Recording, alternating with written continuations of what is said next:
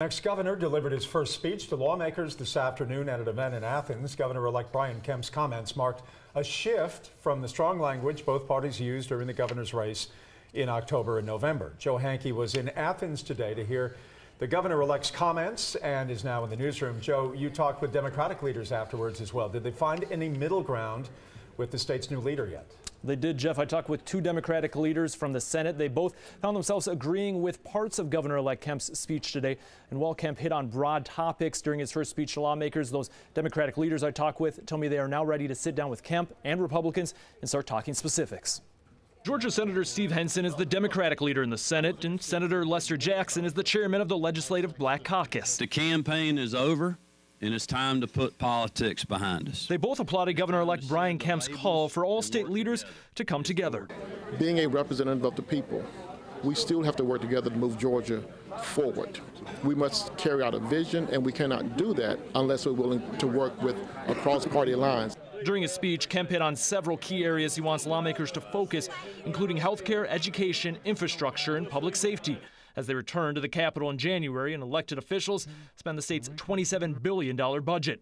The focus of his agenda drew bipartisan support, and Kemp said continuing to improve the state's economy through growing small business is at the top of his agenda. But we also need to look for ways to streamline government, save and cap spending.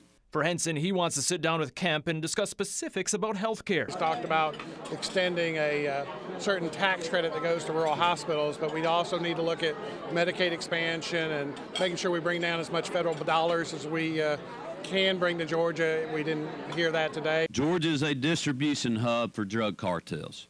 These violent criminals use street gangs to traffic meth, illegal guns, and fear. Kemp says he has plans to dismantle street gangs and deport cartel leaders.